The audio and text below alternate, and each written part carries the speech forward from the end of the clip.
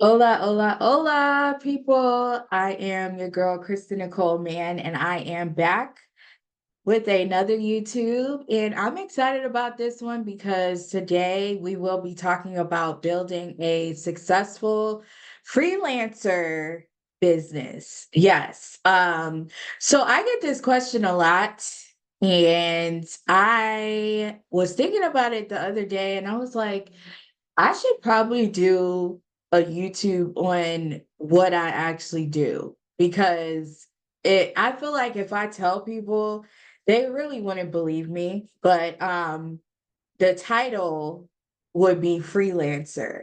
That's what I do. So let me give you the definition. If you never been to this channel before, welcome. I am just excited for you to be here. First of all, like and subscribe to my channel. That's the second thing. And I do a lot of things. I love speaking to women about finding their authenticity through creativity and just sharing what I know, not being a gatekeeper.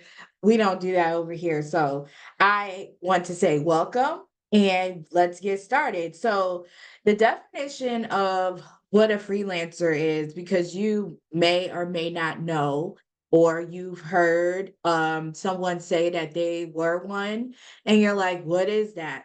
So, a freelancer is an independent contractor who earns wages on a per job or per task basis, typically for short term work. Benefits of freelancing include the freedom to work from home or from a non-traditional workspace, a flexible work schedule, and a better work-life balance.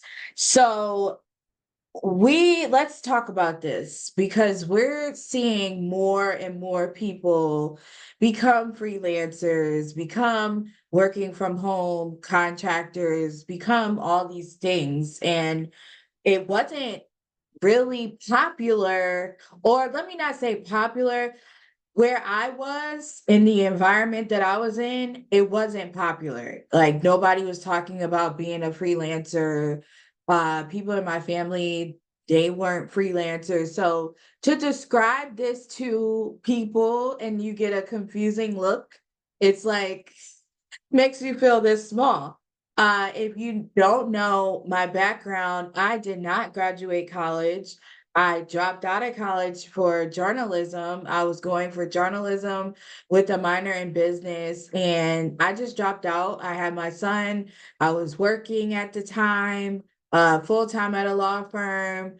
It was too much. So I decided to end that journey right there. And honestly, I just dove right into journalism stylistic stuff like blogging, podcasting, all the things that are extremely wildly popular now. I was already doing throughout the years. So it's interesting to see like the tables turn because it's almost like I've been waiting for this time to get here. But I also have been making sure that I work on executing. And I want you to watch my last video. I talked a lot about execution and procrastination and the dream I had. So go check that out. I'll put the link in the comments or the description. But I did not graduate college. So when people say, what do you do? Especially with the area that I'm from Northern Virginia, near DC, 30 miles west of DC. Everyone has a government job. Everyone's like pretty much well established. Like my mom was a teacher, my dad worked for the Smithsonian. So that was my life. Like I was used to people having a career around me. And the beautiful thing is it taught me work ethic. It really taught me to understand like in the spaces that I'm in and how important it is to be connected to the right people. And that's what that taught me. But I always felt as a young girl that my journey and what I was going to be doing when I grew up was not going to be the same as my family. Like I always felt that even though I did try the law firm thing and really was looking into law school and paralegal certificates and all that, I just was like, no, I feel like I'm living somebody else's life. So cut to after I had my son, I decided to sell artwork, my artwork for the first time ever. And that just exploded into all of these gifts that I didn't know that I had, from organizing art shows to teaching art classes to public speaking to, I mean, it was just like boom, boom, bang, bang, bang. And I got the opportunity to network with a lot of substantial, important people in my community. And I was serving on, boards. I still serve on a board, but I was all in like the mix of what doesn't usually happen when you don't have a degree, a college degree. And this is what I want people to understand that watch this. You still have an opportunity to do the things that other people have done with a degree, with a master's, with a PhD, but you have to put the work in. I have been afforded the opportunity to be a freelancer and get, jobs that was saying on the application like you need a PhD. And I was able to just jump right in that position because of who I knew. And so the first thing when it came to uh becoming a freelancer, I wasn't starting out like saying, "Oh, I'm a freelancer." Like I didn't even know the title. I didn't know what that meant. And as time went on and through research, I was like, "Okay, this is what I'm actually doing." And I I look at my life and I'm like, "How did I get here?" Like, that's God because I can't even like a lot of this stuff is a blur in a good way. But I really just do projects, short-term projects. I get called in, whether it's a nonprofit, whether it's a school, whether it's someone wanting me to research something, like they come to me and if it fits what I do, then I contact them, send the invoice, and bada bing, bada boom. Now, for teaching, when I got into professionally teaching at like summer programs and things like that, that's a different scenario because they sometimes have what you're going to get paid already set up. And then sometimes you have to send a proposal on what you're going to teach about. So throughout my journey, I've been learning all these things that I didn't even know needed to be happening in other environments that were extremely professional. So I kind of learned through the ropes of freelancing that I needed all these things. And so now when people ask me for a proposal or they ask me for an invoice or they ask me, I'm like, I'm able to shoot it out. I'm able to execute it. So the first thing I want you to understand when it comes to freelancing, you have to know what you're freelancing for. It's not as free as you think. It's not as unorganized as you may have thought, or maybe that it's not unorganized, but I think a lot of people misconstrue the freelancer role because they're like, oh, well, you just get to do what you want to do. And that's not necessarily the case. The freedom part is I get to accept it, the job, or I get to decline the job with no attachment. And I also get to work the job with no attachment. I'm on a contract. So when that contract is done, it's done and there's no loose ends, there's nothing, no attachment. And that's freedom to me. That's how I want to work. I don't necessarily want to do the corporate life anymore. And if you're looking for another option, and you don't want to do the corporate life or you don't want to be on a 9 to 5, I would consider freelancing, but I would consider it if you know exactly what you're going to offer. If you don't know what you're going to offer before you quit, I would take time to figure out, okay, what am I good at?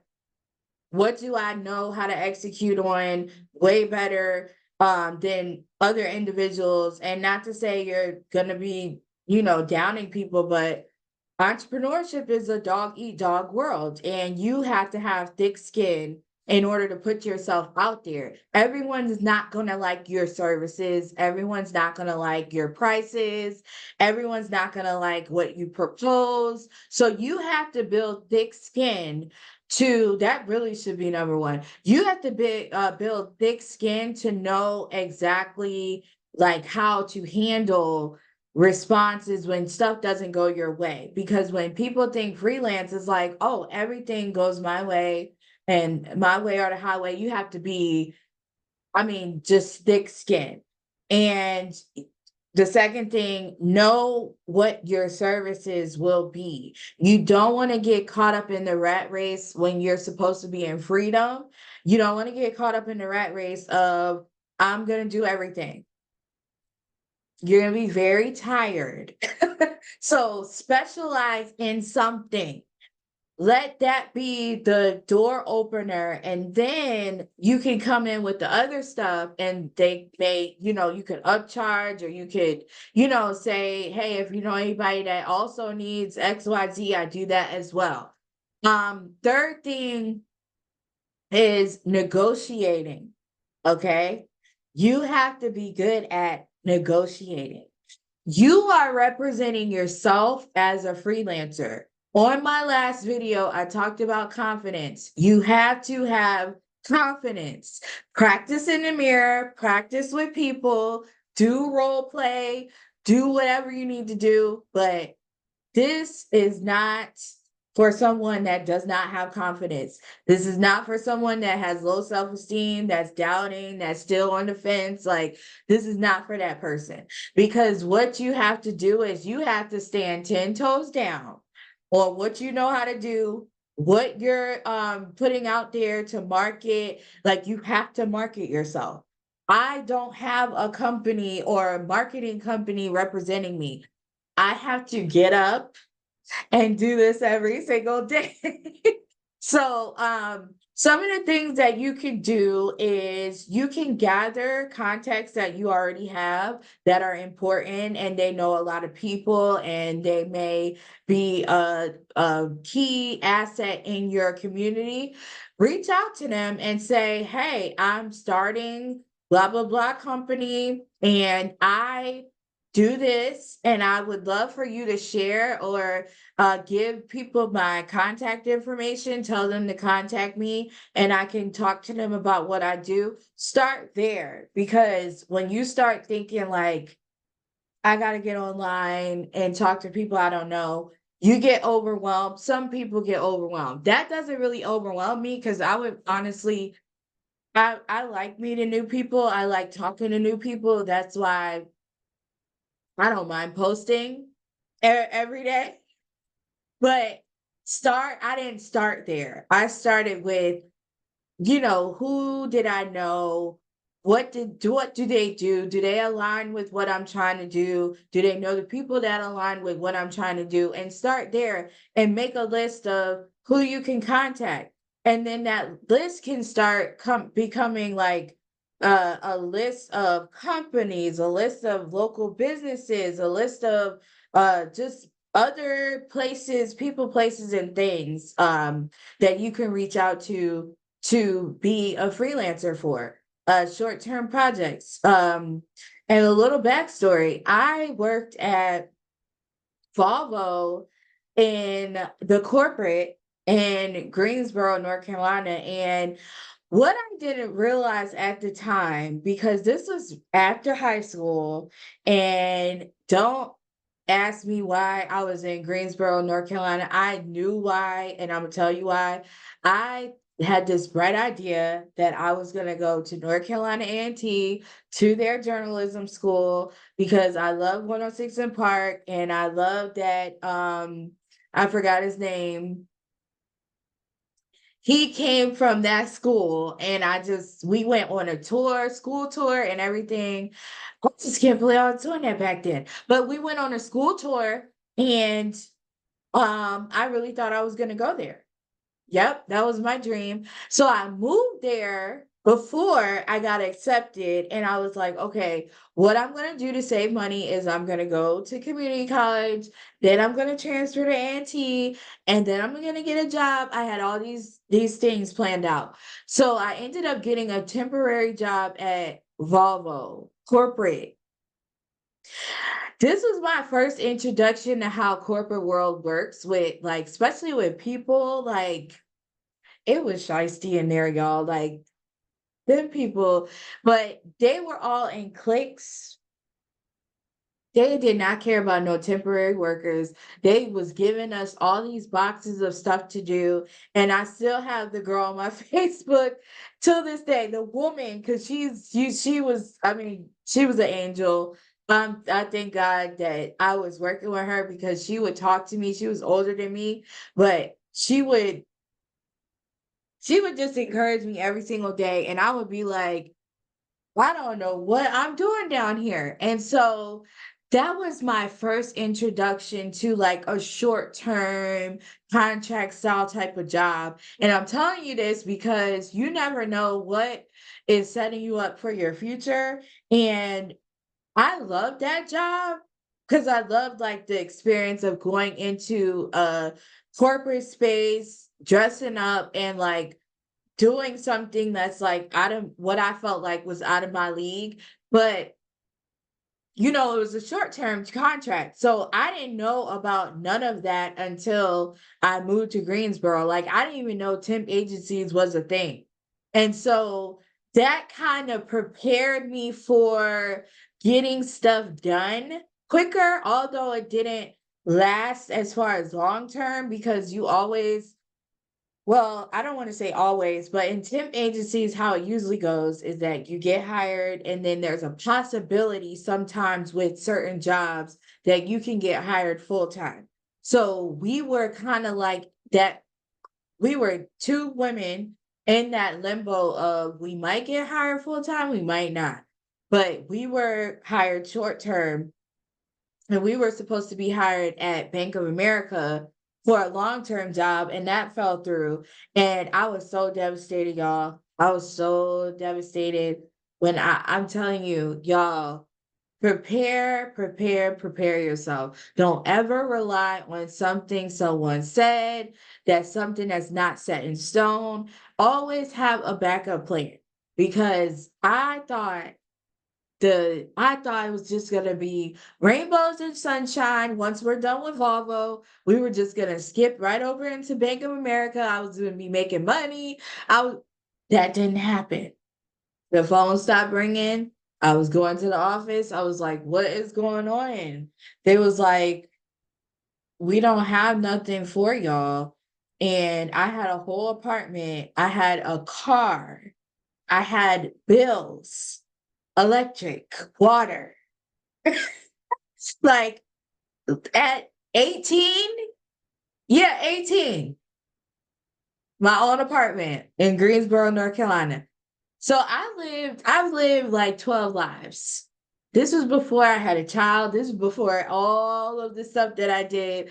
I was really out here in these streets and I found out real quick the world will chew you up and spit you out if you are not prepared. And that didn't work out. And guess what, y'all? I called my dad and I said, Daddy. I didn't say dad, Daddy. I need y'all to come get me. I got to get out of here. I got to get out of here.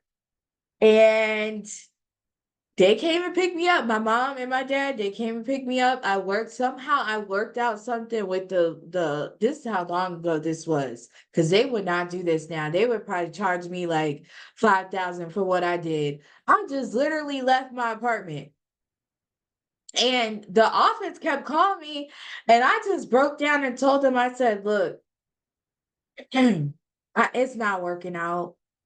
And I'm 18.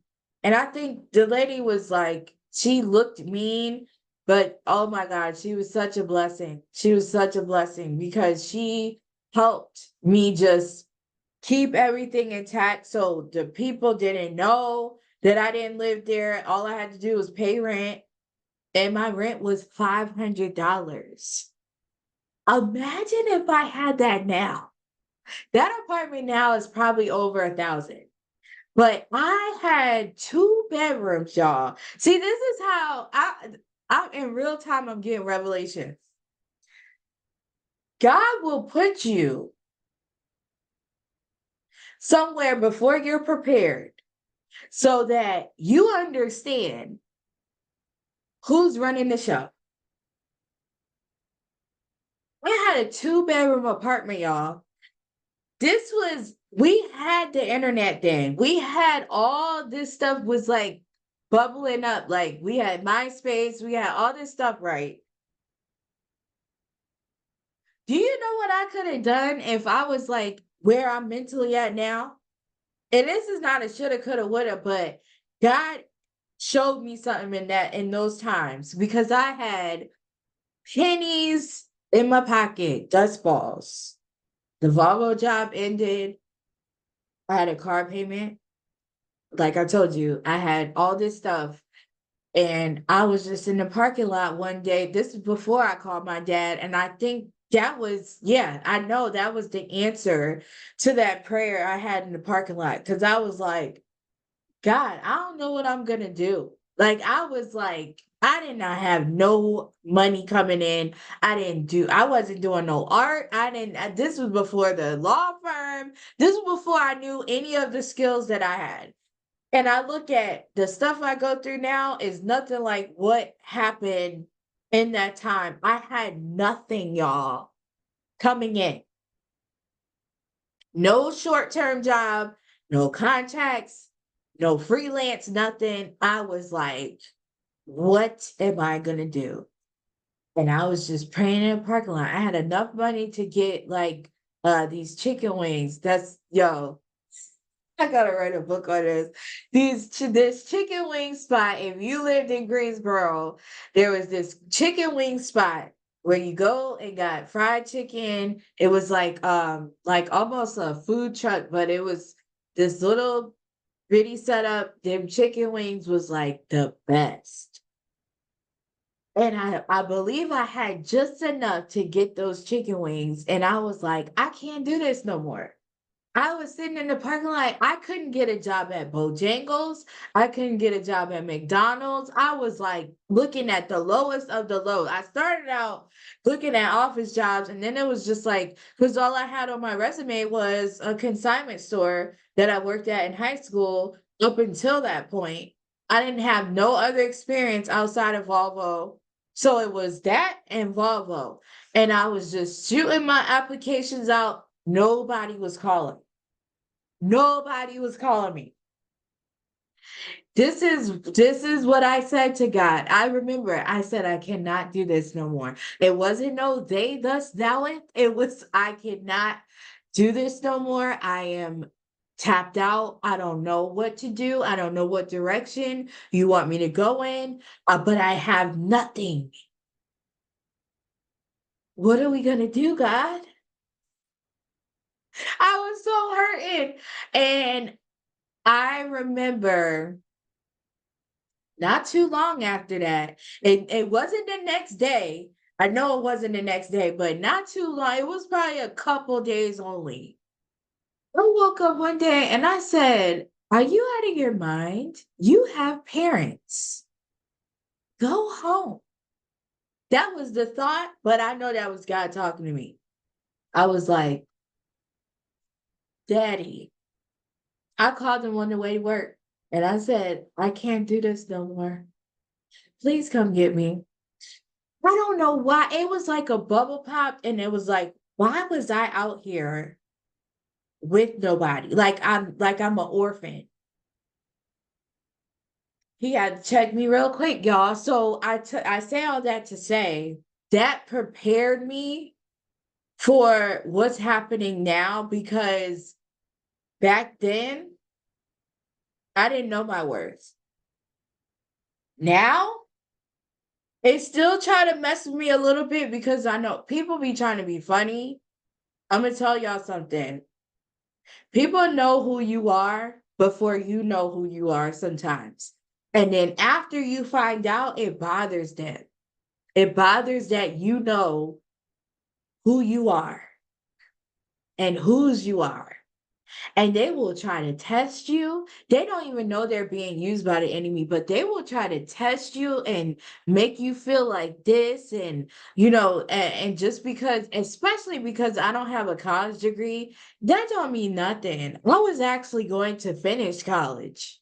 So I knew I was smart enough to finish college. I didn't see a need for it at the time. And I honestly still feel that way because of what I do. I found my niche. I found like my skills, like I've worked on them. And if I do go to college, that is just going to be an extra asset to what I already have. And so people will test you. Yep, they'll test you. They will. But you got to just keep going. You just got to say, no, I'm not. This is not going to get me down. I'm going to keep going. And so you have to have thick skin.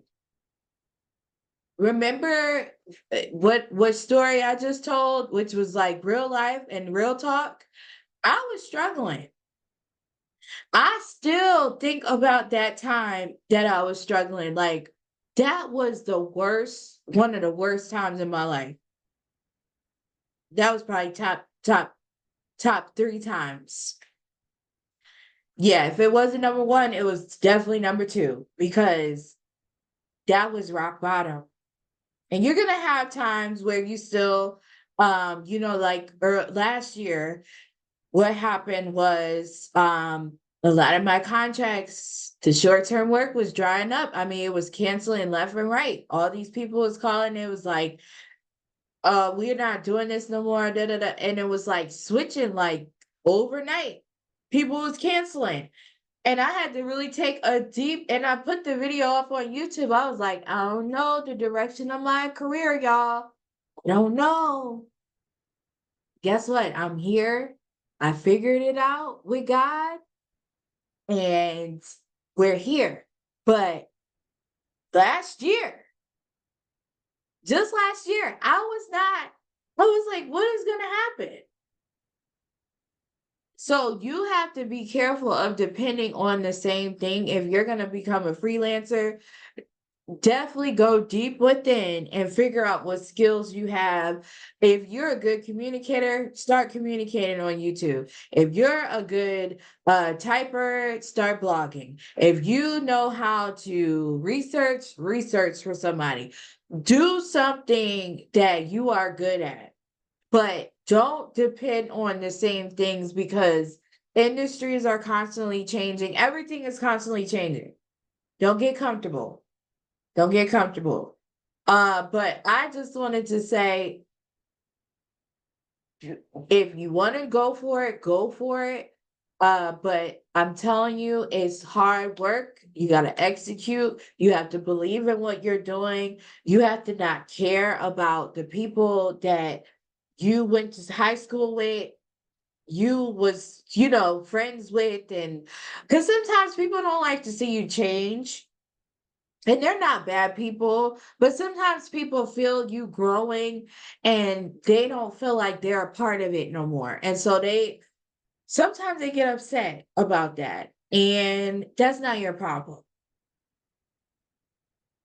That's not your problem. You're going to have to grow anyway, right in their face. Like the scripture says, he will prepare a table for you in front of in front of your enemies. So sometimes people that have known you for a long time, they know you and they become an enemy because they're like, "Who does she think she is? Like, what do you do? What do you mean you do this? I know you from this and this." And it's your decision, but sometimes you gotta take them off your page. Sometimes you're gonna have to just stop talking to them because you don't need Debbie Downers when you're trying to build your freelance business. You just gotta go for it. I remember me blogging, I remember me podcasting, like people was laughing. It was like, oh, that's not, what is blogging? What's podcast? It was, I mean, look at everybody now. They blogging, they podcasted. Look at everybody now. They online. I was doing short clips. People didn't know what the heck I was doing. They was like, who is this artist chick thinking she's like Lauren Hill or something? Oh well. I thank God every day for the life that I have. So stay encouraged. If you need help getting your stuff in order, I encourage you to go to www.bloomtechevolve.com. I can help you. You get a 30-minute free consultation, and I can help you set up yourself to do what you want to do. And yes, there is a work-life balance because you could be a digital nomad with the things that you offer as freelance services, but you have to take yourself serious first. You do. Because nobody's going to believe you if you don't take yourself serious. Nobody's going to believe you. Nobody's going to want to book you. Nobody's going to ask you. You have to show up for yourself and believe in yourself and what you're doing. Believe that God made you to do these things. Believe that you are good at these things. Yes, that takes time. That takes work to get yourself there, but do the work. Move on from past situations. Do the work. Do the inner work. Get to work. Work. All right. So y'all have a good evening, day, morning, whatever, whenever you're watching this. And I pray that this has helped you. And again, you could go to www.bloomtechevolve.com. Book your free 30-minute consultation. Let's go over what you do and what you have to offer the world. And I will see you next time. Bye.